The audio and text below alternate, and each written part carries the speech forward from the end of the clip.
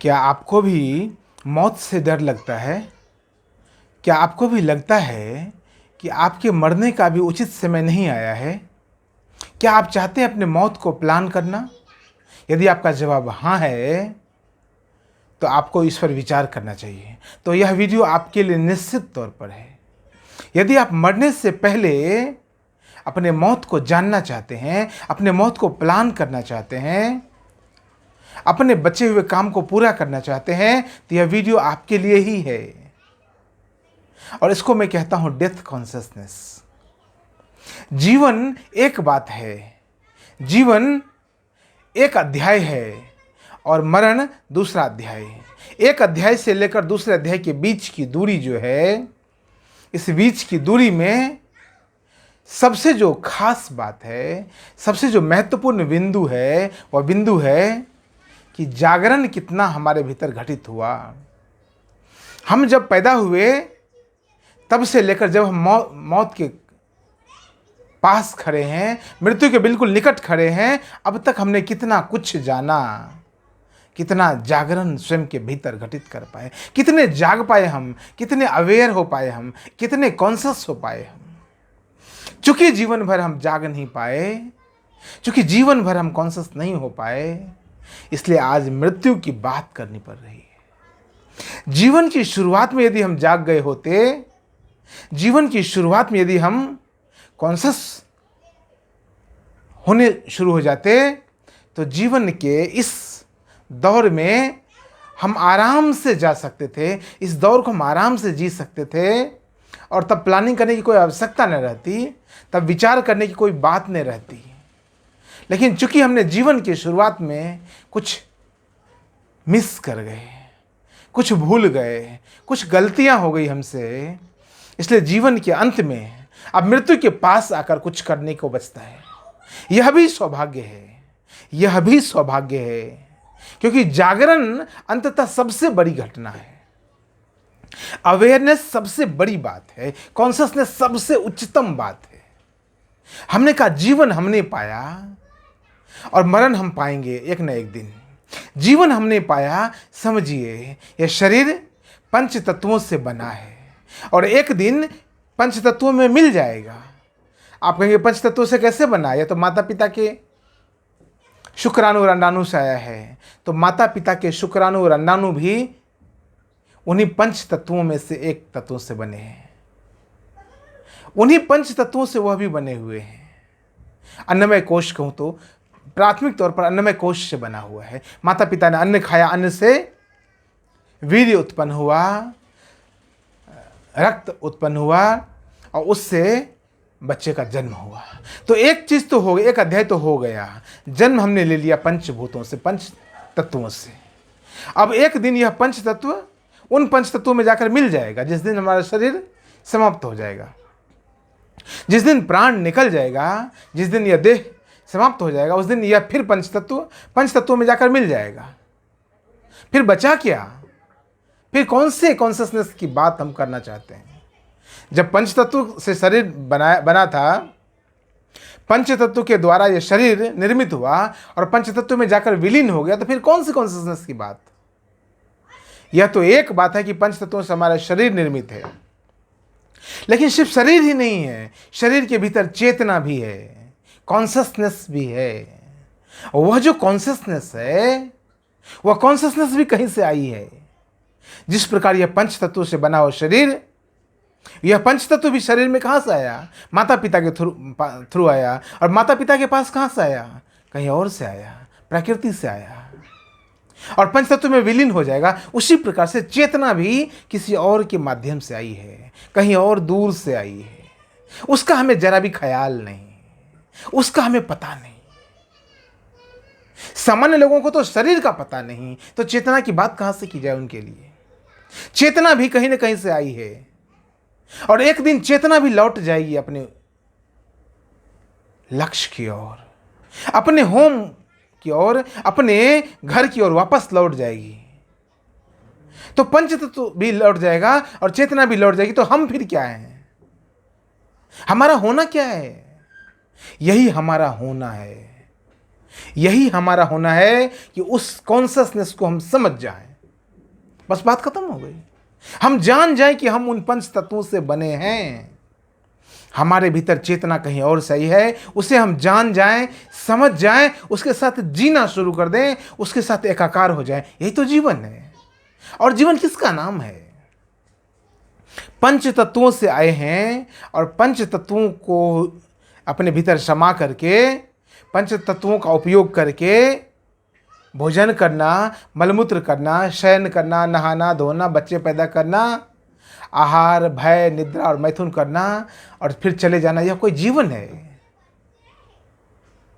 इसलिए तो शास्त्रों में कहा गया है, येषाम न विद्या न तपो न दानम न चापी शीलम न गुणो न धर्म ते मृत्युलोके भुवि भारभूता मनुष्य रूपेण मृगा सन्ति। इसलिए कहा गया है जिनके पास ये विद्या, वो विद्या कौन सी है? विद्या वही है, स्वयं को जान लेना विद्या है। स्वयं को जान लेना ज्ञान की प्राप्ति है, उस प्रेम की प्राप्ति है, उस परमात्मा की प्राप्ति है। वो परम ज्ञान है, वो परमात्मा है, वो बुद्धत्व को उपलब्ध होना है।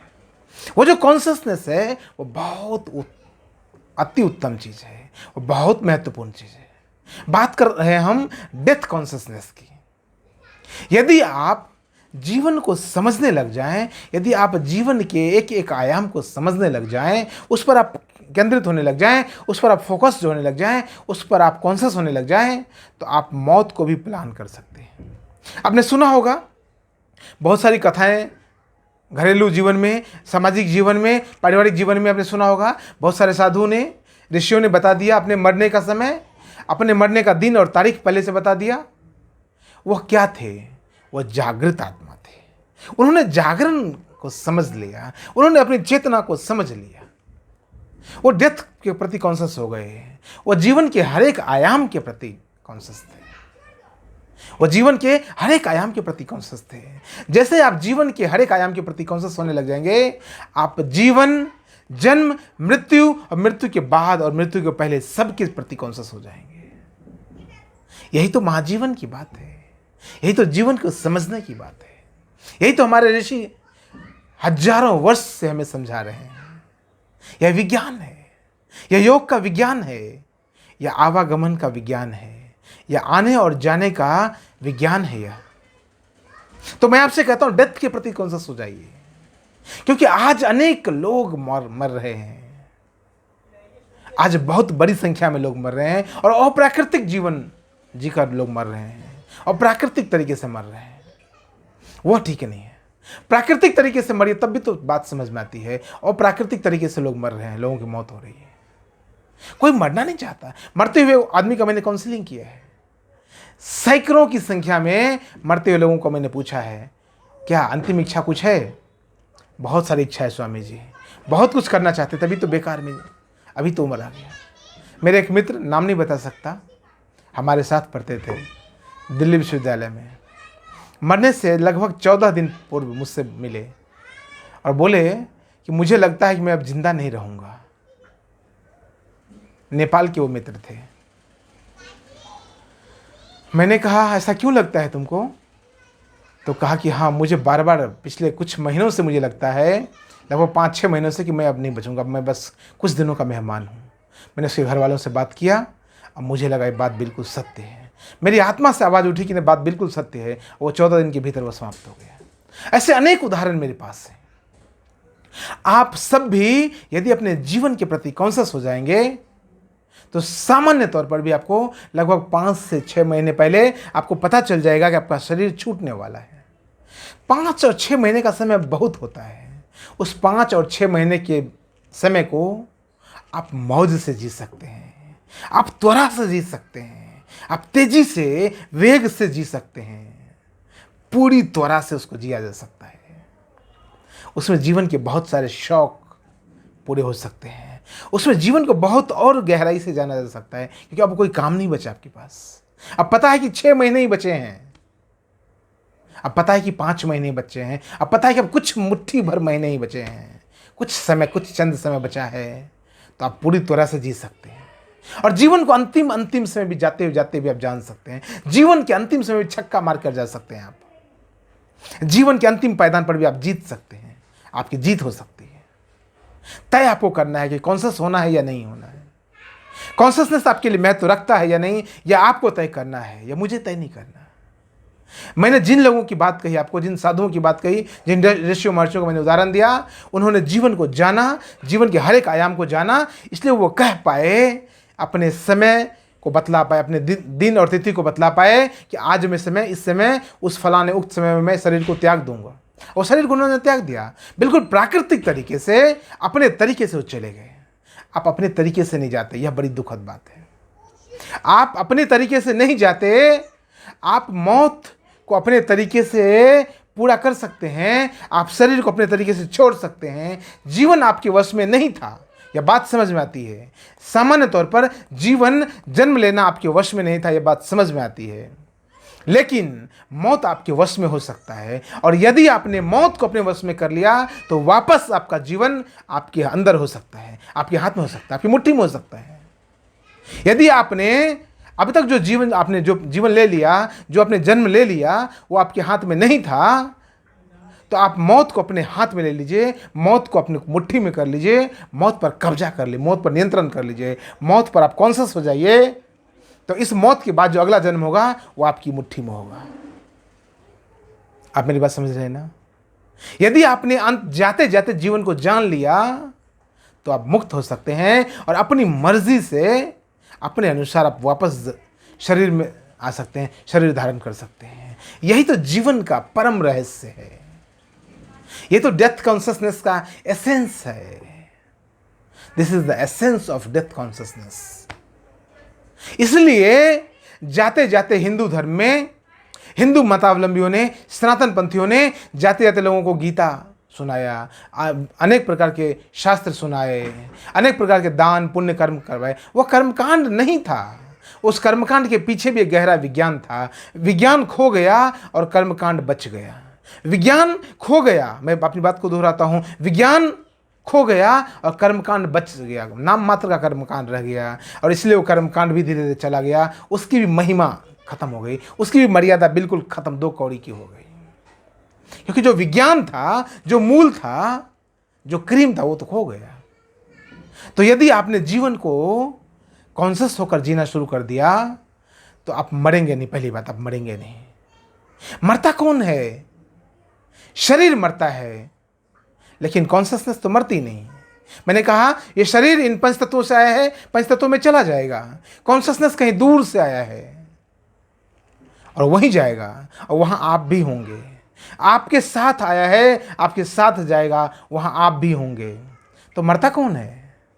तो यदि आपने कॉन्शियसनेस को समझ लिया तो आप, पहली बात तो मरेंगे नहीं। दूसरी बात, जैसे जैसे आप मरने लग जाएंगे वैसे वैसे जीवन का आनंद आपको मिलना शुरू हो जाएगा। आप मौत को भी एंजॉय कर पाएंगे। आप जीवन के अंतिम क्षण को कष्ट से नहीं, पीड़ा से नहीं, प्रेम से, आनंद से, एक्सटेसी से, चरम सुख उसको बना सकते हैं। मैंने अक्सर लोगों को देखा है, लोग मरते हुए इतनी घृणित मौत मरते हैं, उनके चेहरे का भाव मैंने पढ़ा है। तकरीबन 10 से 12 लोगों को तो मैंने अपने गोद में मरते हुए, अपने पास में 2 फीट की दूरी से मैंने मरते हुए उनको देखा है। उनको मैंने देखा है किस तरह से मरते हैं, उनके चेहरे का भाव कितना भयावह होता है, कितनी विकृत मानसिकता हो जाती है उस वक्त उनकी। तो यदि आप उस तरह का जीवन नहीं जीना चाहते हैं, यदि उस तरह की मौत नहीं चाहते हैं, तो आपको कॉन्शियस होना चाहिए, आपको कॉन्शियसनेस को समझना चाहिए, आपको डेथ कॉन्शियसनेस को समझना ही चाहिए। यह आपके लिए एक अत्यंतिक संभावना का द्वार खोल देता है।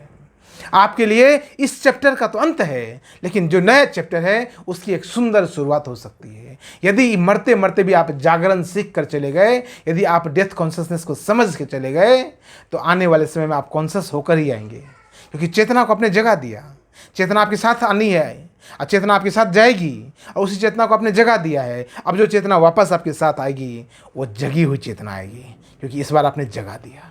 मनुष्य जन्म इसलिए सर्वश्रेष्ठ है, मनुष्य प्रकृति की सबसे सुंदरतम रचना इसलिए है क्योंकि मनुष्य जन्म में जागने की पूरी संभावना है, और किसी भी जीव में जागने की पूरी संभावना नहीं है। मनुष्य पूरी त्वरा से जी सकता है, मनुष्य पूरी त्वरा से जाग सकता है, इसलिए मनुष्य प्रकृति की सुंदरतम रचना है।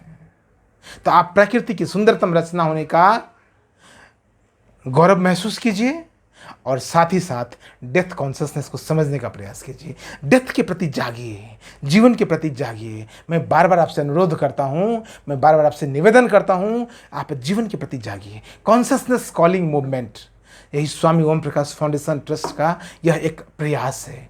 पूरी दुनिया में पूरी मानवता को, सभी धर्म, सभी संप्रदाय, सभी कास्ट, सभी क्रीड, सभी प्रकार के सेक्स, सभी प्रकार के कलर के लोगों को मैं चाहता हूँ वो अपने जीवन में जाग पाएँ। उनके भीतर जो कॉन्शियसनेस है वो उसको बुला रही है, उसकी चेतना उसको बुला रही है। स्वस्थ व्यक्ति की भी चेतना बुला रही है और बीमार की भी चेतना बुला रही है, बच्चे की भी चेतना बुला रही है और बूढ़े की भी चेतना बुला रही है। हिंदू, मुस्लिम, सिख, ईसाई सबकी चेतना उसको बुला रही है। आप इस मूवमेंट से जुड़ सकते हैं, आप कॉन्शियसनेस से जुड़ सकते हैं। स्वयं के कॉन्शियसनेस से जुड़ते ही आप जीवन के सभी आयाम का आनंद ले सकते हैं, जीवन को सर्वांगता से, समग्रता से जी सकते हैं और जीवन को जीकर कह सकते हैं वाह मजा आ गया। हरि ओम तत्सत।